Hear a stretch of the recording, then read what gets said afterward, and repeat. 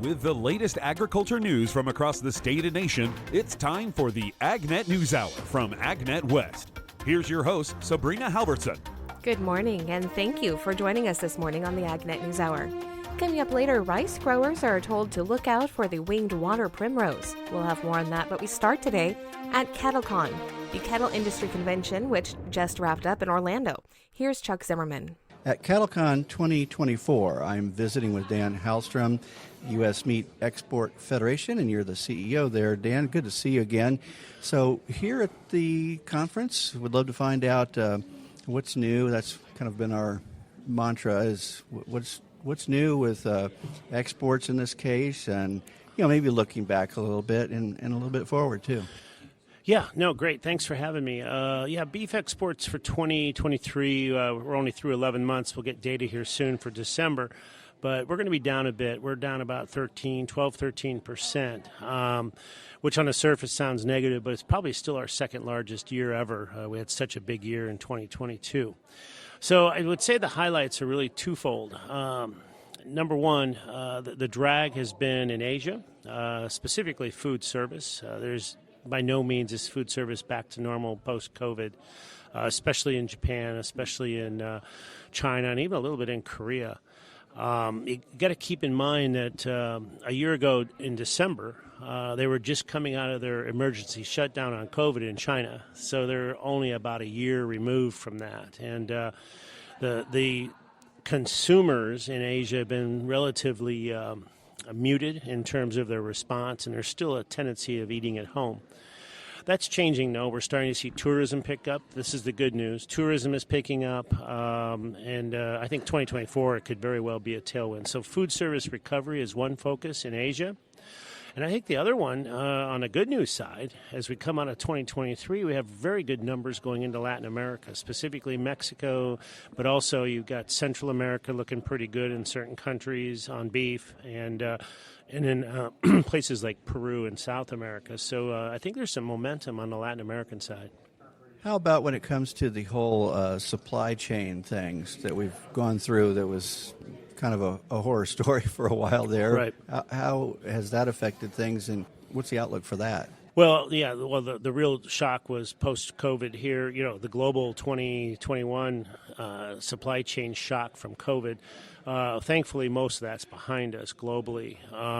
Now, that being said, we do have some disruptions, in Israel and Gaza, the Red Sea now. So that does hold some potential. We're already seeing some supply chain delays and closures, which, if it goes on for any length of time, could impact the full supply chain. But I think that's relatively minor compared to what we went through with COVID.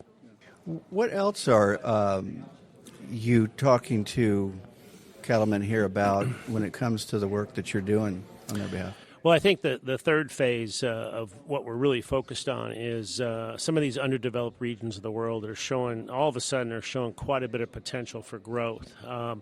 Regions like Southeast Asia, Indonesia, Philippines, even Malaysia. These are big population centers with relatively low penetration so far of U.S. beef. And that being said, the business that is being done is growing, so the percentage rate of growth is impressive. So that's one area of the world. The other, we've been talking about it for quite a while, is Africa.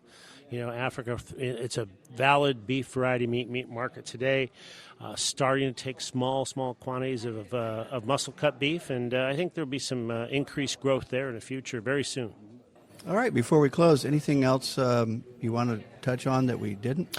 Yeah, the one thing I might also add is that, obviously with beef production here down 5% this year and probably going to be down again next year, one of the focuses that we're really looking at is maximizing the value of that carcass.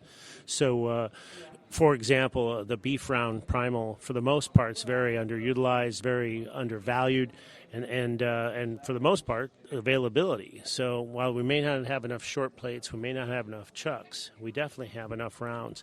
And so this is something we started this a year ago, knowing that we would be in a short supply situation. So working with some of these cuts that certain countries like Korea, Japan, or Mexico maybe aren't so familiar with, we're working hard to get that changed, and we're seeing the benefit of it.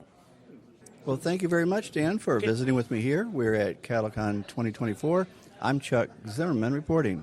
Last winter's abundant snowpack and subsequent runoff continues to bode well for some western water reservoirs this winter. Rod Bain reports. The summary for the western water season at the end of January. Mostly good news, but we do have some problem areas still lurking. USDA meteorologist Brad Rippey says first, from last winter's wet season, we still see reservoirs in reasonably good shape across much of the western U.S. If you look at the 11 western states, 9 of them have statewide reservoir storage in January that is above normal for this time of year, with exceptions in New Mexico and Washington state. As for water reservoir storage levels for California, the reservoir situation is good. In January, we see storage at 117% of average for this time of year, almost 2/3 of capacity. And compare that to 1 year ago when we saw storage at just 77% of average and 42% of capacity. Yet the Colorado River system is still dealing with a chronic generational drought. I'm Rod Bain reporting for the U.S. Department of Agriculture in Washington, D.C. Don't forget, if you've missed any of our morning shows or if you just want to listen to the news at a different time, you can subscribe to our podcast and have statewide agriculture news at your convenience. Just search for the AgNet News Hour on your favorite podcast downloading app. That's AgNet News Hour, and it's available for Apple and Android devices. This is the AgNet News Hour. I'm Sabrina Halvorson, and we will be back in just a moment. You are listening to the AgNet News Hour. In today's International Spotlight, legislation to protect Canada's supply-managed agricultural sector has now entered its final stages. Dennis Guy shares more from Canada. Last summer, the House of Commons in Ottawa voted to pass a bill that would legally protect Canada's domestic market for supply-managed agricultural sectors and safe from any further trade negotiations. Throughout the political debates, the sharp division between dairy, eggs and poultry sectors and the export-oriented grain, beef and pork sectors was evident. But in late June, federal politicians voted, passed, and approved Bill C-282 by a wide margin. Since then, the bill has moved on to the Senate, where it is now passed 2 of 3 necessary votes required to receive royal assent to make it law. Following that final step, expected to take place this spring, any further access to Canada's supply-managed domestic market would be protected under federal law. International trade lawyer Lawrence Herman believes that such a potential hardline stance will cause Canadian trade negotiators major problems in most current and upcoming trade negotiations. The House of Commons passed Bill C-282 that Canadian negotiators will not give one iota on the supply-managed protected sector, and it is going to cause us further difficulties in terms of our trade relations with other countries. Advocates for Bill C-282 have repeatedly said that Canada is justified in protecting its supply-managed sectors. Examples have included countries like Japan, which has never offered up access to outside rice imports, and the United States, which has been steadfast in its refusal to put access to the American sugar market on the trade table. However, Dan Darling, president of the Canadian Agri-Food Trade Alliance, with members representing about 90% of Canada's agri-food exports, says that protecting the supply-managed sector under law sets a dangerous precedent. We're all well aware that every country has some commodities that are off limits, but there's nothing written in stone saying that they won't allow some inroads. But when you put it into legislation or law saying that we're just not going to talk about trade on dairy or chicken, this is precedent setting. We had our legal side look into it, and there is no other country in the world that has anything like this. Reporting from Canada, I'm Dennis Guy. That's today's International Spotlight. Now here's Will Jordan with the Livestock Report. In today's livestock news, a California cattle producer has received national recognition as an advocate of the beef industry. Allie Fender of Southern California was recognized as the Beef Checkoff Advocate of the Year during the Cattle Industry Convention in Orlando, Florida. I visited with Allie to learn more about this award. Yeah, so I'm very honored to be selected as Beef Advocate of the Year from NCBA. It's been a really amazing journey this year. I actually was a part of the Trailblazer program that's also funded by the Beef Checkoff and NCBA, so that has been a real exhilarating experience. I've learned a lot, and that's honestly why I'm here today, I think, because without that program, I would not have been able to tell my story and our story as a cattle producing community, and I have everything to thank for the Trailblazer program. So that's my new title, I guess you can say. So it's been really fun to be able to share our story and continue that forward. Allie shared more on her background. Yeah, so a little bit of background on my story is I am actually a fourth-generation cattle producer. I had my family immigrated over here from Switzerland in the 1920s, and they came to help out on dairy operations with their cousins and things of that nature. And over time, it kind of transitioned into a beef operation because the dairy business got a little bit tough in the 90s, and then beef was kind of the way to go for us at that time.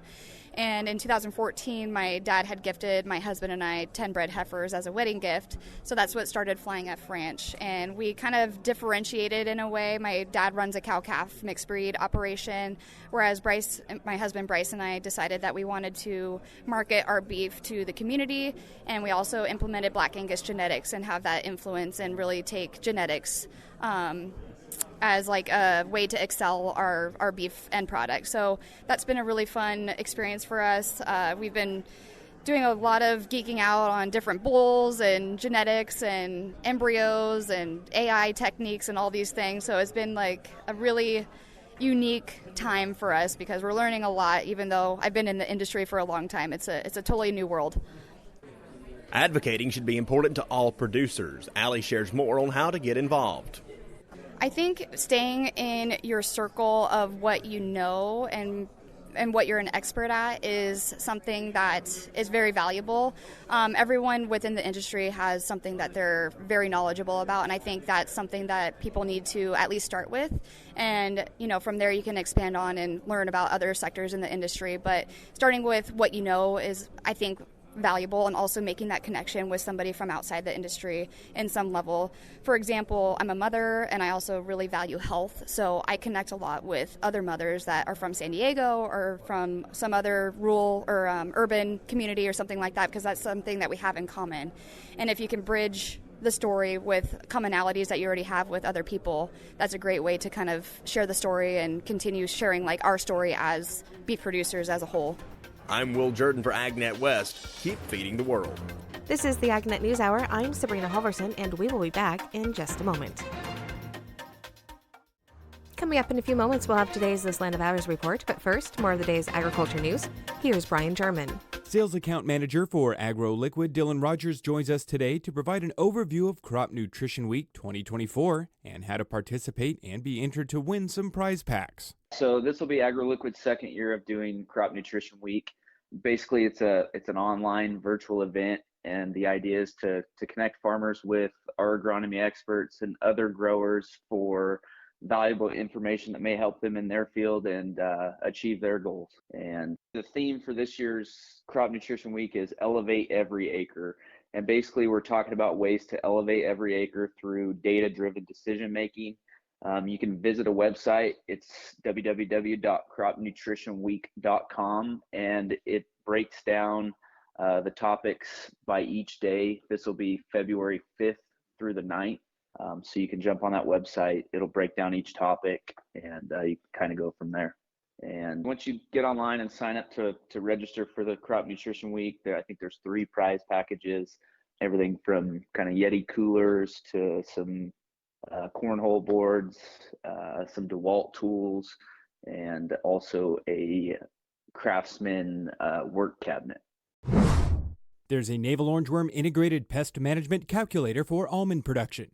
UC Cooperative Extension Specialist Brittany Goodrich described how growers can use the tool. The calculator really allows you to compare this potential new IPM program, and there will be increased costs, but then you're also going to have increased revenues due to the lower damage rates, which increases your yield and also potentially gets you a price premium on your almonds. And so you can kind of use this calculator to compare, the increased costs with the increased revenues and see which IPM program is potentially going to make the most economic sense. And you can find it by going to our cost and return studies website, coststudies.ucdavis.edu. And if you click on pest management calculators, you can find a link to that navel orangeworm IPM calculator.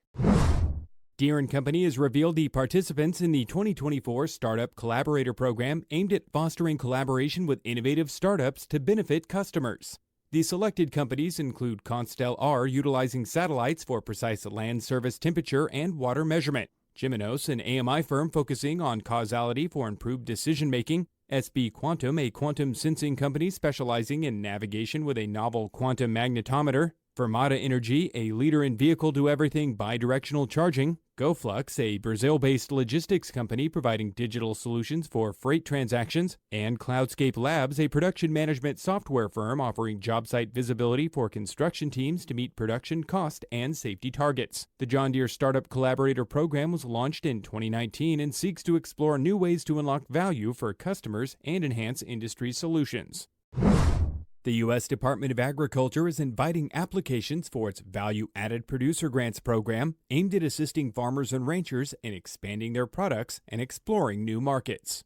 Eligible applicants include independent producers, agricultural groups, cooperatives, and producer-based business ventures. Approximately $31 million is available for the program with a 100% cost-share match requirement. Funds can be used for planning activities and working capital expenses related to value-added agricultural product production and marketing. Electronic applications will be accepted at grants.gov through April 11th, and paper applications will need to be postmarked by April 16th. Awards ranging from $75,000 for planning grants to $250,000 for working capital grants support activities such as product development, marketing, and income enhancement. Winged primrose willow continues to be an issue of concern for rice growers. Rice Farm Advisor Whitney Brim-DeForest described what growers will want to be on the lookout for. The winged water primrose is actually one that we've had for a while. I think it was first spotted in 2015 timing, somewhere around there. And it has only been found in Butte County at this point in time, but it's along irrigation canals, so it could easily move. And it does look quite a bit like our native primrose, so it's a little bit hard to tell it apart. But the invasive one is very tall and sort of sticks up more straight in the air, whereas our native one is like a spreading, creeping one across the water. So they do look a little bit different, but they all have yellow flowers, and so they do look very similar. We talked about it a lot a few years ago, and then it kind of fell off the radar, but it's still there, so just wanted people to be aware and on the lookout. CDFA's Fertilizer Research and Education Program has allocated $1.4 million for 6 projects aimed at enhancing nitrogen and irrigation management practices for California growers.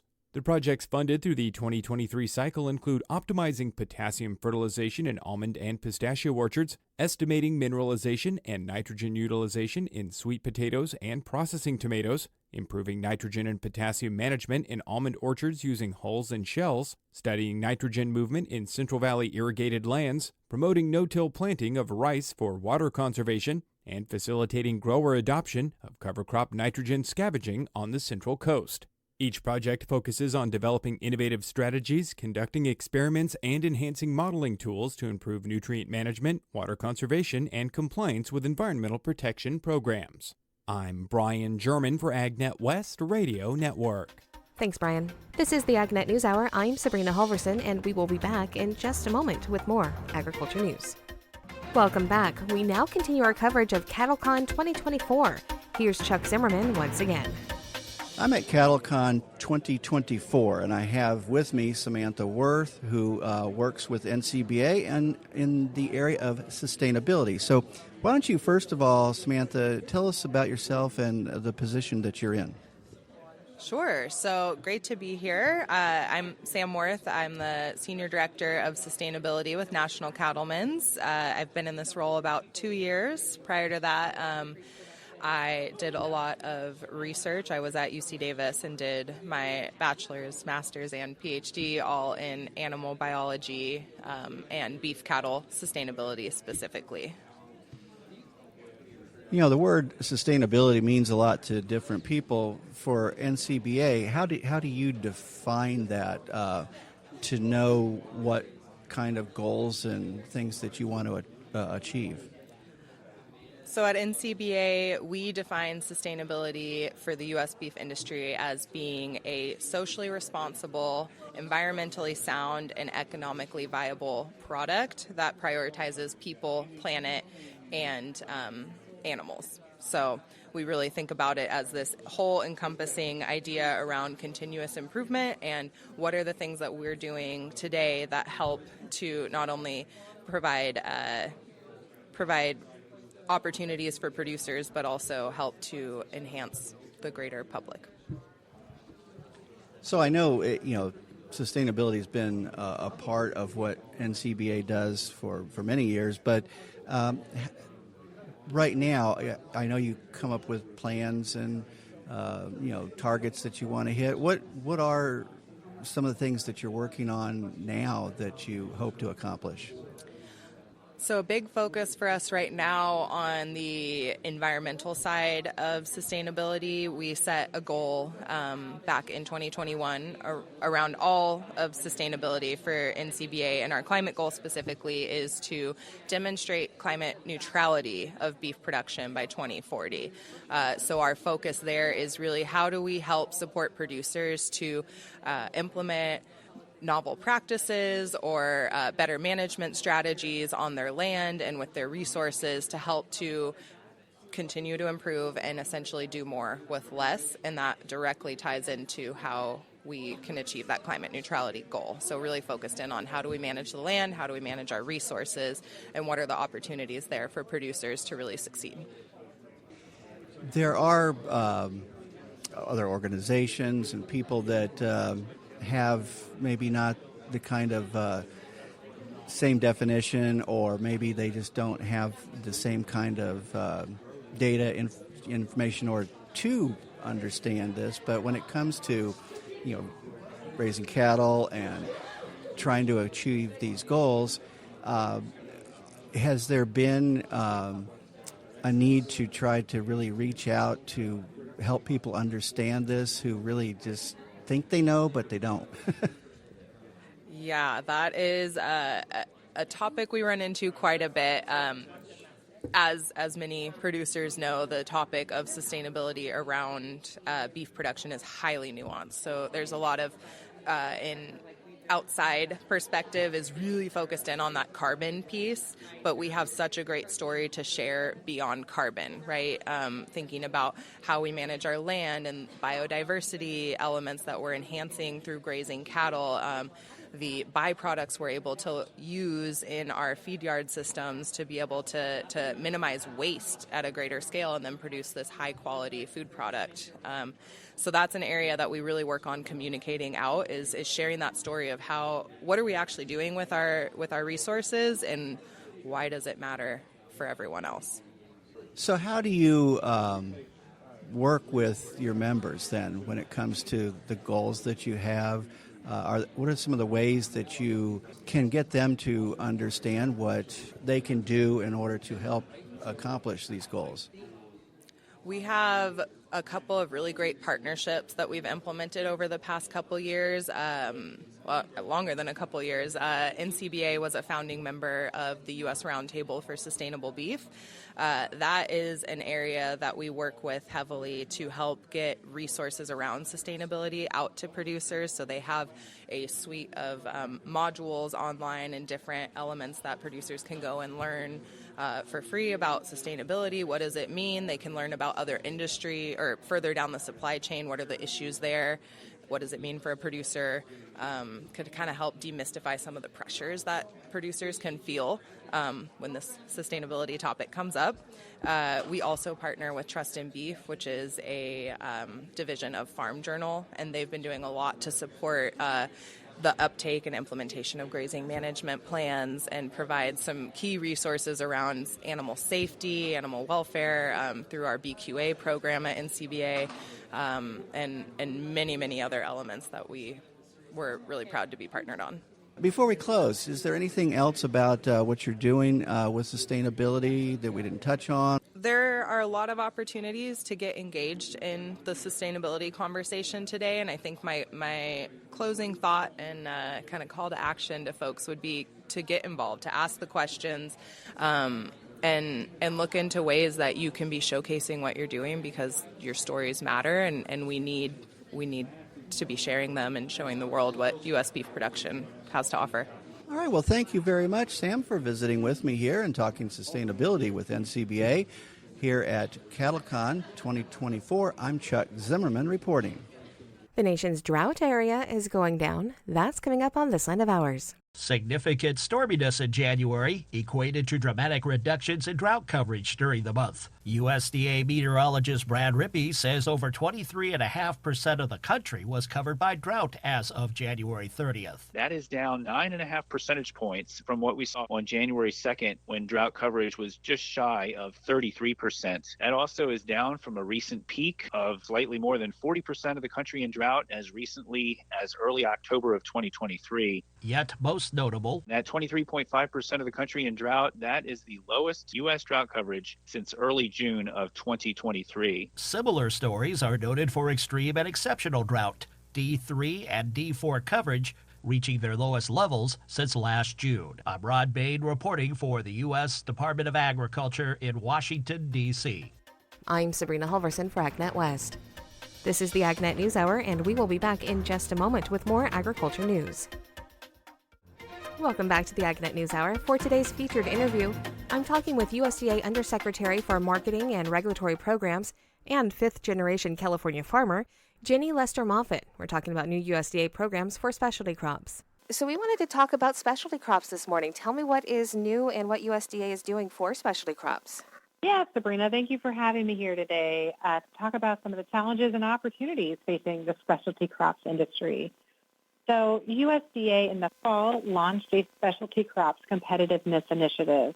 This is really aimed at enhancing and partnering with the specialty crop industry across the USDA to make sure, first, the resources that USDA has for producers are pulled together in one place, so producers have one-stop shop to learn more about all the resources we have, but then also to hear from producers about how our resources can continue into the future to better serve specialty crop producers. I'll just say, first off, what are specialty crops? Specialty crops are things like fruits, they're vegetables, they're nuts, flowers, and nursery products are part of that as well. So that means things like apples, potatoes, blueberries, of course, tart cherries, and many different things that are grown around the nation. Specialty crops are things that we see on our plate each and every day, and are really healthy and delicious, and that's an important part of American agriculture. Absolutely. And so I report a lot on specialty crops, and there in the past has not been a huge focus on providing access to programs for specialty crops like there has been for a lot of, for the other crops like the soybeans and wheat. So with doing this, what is the hope for your final outcome with providing these programs? Yeah, our hope is to continue to ensure that specialty crop producers remain competitive and can continue to improve their sustainability and profitability of their operations. This is really about a number of initiatives that USDA has launched in this administration to ensure that our programs increase competition for producers of all sizes. We're working to help ensure that producers can get fair prices for their products and have more markets, both domestic and international, to sell their products to. So the Specialty Crop Competitiveness Initiative is the first of its kind at USDA, and it is really designed to be a whole of USDA approach to support specialty crop producers. So that is all of us at USDA coming together, recognizing that across our different agencies at the department, we touch on and support specialty crop producers, whether that is things through crop insurance designed for specialty crop producers, to research, to market and promotion opportunities. And I think that's really important because specialty crops have unique challenges. Specialty crops are certainly have different pest challenges for their crop, and then, of course, across the country, too. So pest challenges that can be just devastating to the crop. Of course, weather-related and climate-related challenges, whether it's too much heat, too early frost, all of those different things. Hailstorms are different challenges that producers have, as well as market access and making sure that specialty crop producers have high-value markets so that we're bringing more of that food dollar back to the family farm. And just this week, I was actually at a fruit summit, and I was speaking with a researcher there who is researching a very specific part of fruit and how to keep it protected, and it's actually the fruit cuticle, which is part of the skin. and we discussed the importance of research for specialty crops, for fruit specifically, which was what he was studying. But what's included for research in these initiatives? Yeah, absolutely. So we're doing direct research at USDA through the Agricultural Research Services. We're also funding research in partnership with industry and research institutions. And so earlier this week, on Monday, I was able to join Senator Stabenow in Michigan to announce the specialty crop block grant funding for this year. It's $72.9 million. And the program is in partnership with the State Department of Agriculture. And the aim is to enhance the competitiveness of specialty crops. And it funds research, it funds education, and it funds market promotion for specialty crops. And you're on the research piece, that is such an important part. So you talked about, different challenges. So there are challenges, of course, related to, and what I heard from producers earlier this week in Michigan, things like food safety challenges, making sure that we can continue to grow and produce food, also addressing food safety issues. I heard things like new cultivar development, new varieties to be developed that are more resilient to different weather-related challenges that we'll have, that we have now and will continue to have into the future. I heard things like production research, right? Mechanization, new technologies to be able to address some of the labor issues that we have across the country, so that we're able to keep the same workforce, but be able to grow production with the same workforce doing more mechanization, more automation. We certainly saw that in some of the packing houses in Michigan as well. So those are just a few pieces of research that's being done. There are many different pest issues and disease issues that are facing specialty crop producers. And so we partner and fund a lot of research that dovetails along with that. I also report in Arizona, Florida, Alabama, and Georgia, which are also specialty crop states. And I'm wondering, are you going to be able to make any visits to any of those states? Anything planned coming up, or anything that listeners in those areas should know about specifically? Yeah, in December I was in Arizona, and did a roundtable with producers there. Heard a lot about, certainly labor was a big thing. We talked a lot about food safety, and then we also talked a lot about water, right? And I think that's a big issue in Arizona. And how do we maximize our irrigation, continue to be able to have farmers maintain their productivity as well as sustainability in their operations. We heard a lot about how important crop insurance is and how important crop insurance tailored towards specialty crop producers is. So those are some of the things that I heard. The Deputy Secretary was able to travel to Florida, and she met with researchers there last week and learned about some of the research that is happening in Florida for specialty crop producers. We'll also be traveling to California later this month to meet with specialty crop producers there as well. So you guys are covering a broad area, just like our news does. Yeah.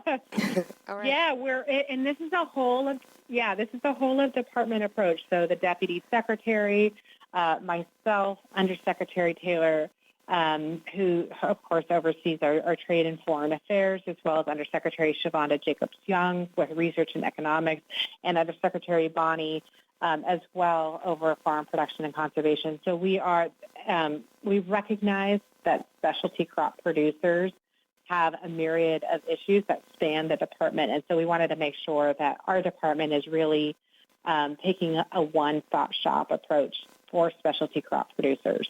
Yeah, and I know we're about out of time, and you kind of just answered my last question, but my question was, if you wanted to expand on it, tell me about the benefits of bringing together so many departments to work on specialty crop issues. Yeah, USDA has so many different resources, and it's important that we across the department are working together as we do, but also making sure that we have collective resources available for producers. So we have just developed a resource directory specific for specialty crop producers and researchers to make sure that our USDA services and resources are available. That's online at usda.gov/specialty-crops. We're also really interested in hearing, hence why we've had these roundtables, but we also have an open public comment period open to hear from the specialty crop industry about how our work that we're doing to support specialty crop producers, how the programs that we currently have can continue to support specialty crop producers. And so that also is available online. Folks can go onto that website, usda.gov/specialty-crops, and through March 8th, provide public comment to us on our programs and how we can continue to design our programs in a way that meets the needs of producers. Well, thank you so much for your time. I do appreciate the call and all of the work that you guys are doing. Great, thank you. Once again, that was USDA Undersecretary for Marketing and Regulatory Programs, Ginny Lester Moffitt. This is the AgNet News Hour. I'm Sabrina Halvorson, and we will be right back. You're listening to the AgNet News Hour. Now for more news. The Rural Energy for America program is helping thousands of farmers save millions of dollars while producing more clean energy. Gary Crawford has more. The 2008 Farm Bill took a couple of farm-level energy programs, combined them to create the Rural Energy for America program, REAP for short, and by 2010, then, Agriculture Secretary Tom Vilsack had begun to go around the country introducing this new program to reporters and producers and explaining how it would work. What Congress has directed USDA to do is to make available resources to farmers to first and foremost audit their activities on farm, to determine if there are steps that could be taken by individual farm families to convert to renewable energy sources and to move away from a reliance on fossil fuel.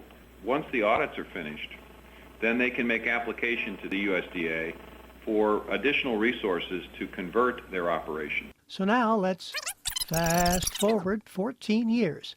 Tom Vilsack, still the Agriculture Secretary, and the Rural Energy for America program is still there, still going very strong, helping more and more farmers pay for individualized renewable energy projects on their farms. Today we're announcing an expansion of opportunity in that space. More awards, more projects, and Agriculture Secretary Tom Vilsack still traveling the country talking about the REAP program. He was in Salt Lake City a few days ago telling the American Farm Bureau Federation Convention that the USDA has already funded over 4,800 REAP projects. And we're announcing 650 additional projects being awarded in 42 states, about $150 million to expand that opportunity. It's going to help lower costs for farmers all across the United States. But Vilsack said in many cases, these are more than just cost-saving projects. It also creates the opportunity as farmers improve renewable energy opportunities and increase the amount of energy that's produced on their farm, they can take that excess energy and working with their neighbors, potentially work with their REC to create power purchasing agreements and yet another income source that doesn't exist today that will exist in the future. Gary Crawford reporting for the U.S. Department of Agriculture. That's today's top agriculture news. I'm Sabrina Halvorson. Thank you for sharing your morning with us. To get more information on the topics you heard today, visit AgNet West online at agnetwest.com. You can also stay connected by following us on our social media at AgNet West on Facebook, Instagram, and Twitter. You can also find our broadcast team of Brian German and Sabrina Halvorson on Facebook and Twitter. Thank you for listening to the AgNet News Hour from AgNet West. AgNet West Radio Network, your primary choice for agriculture news.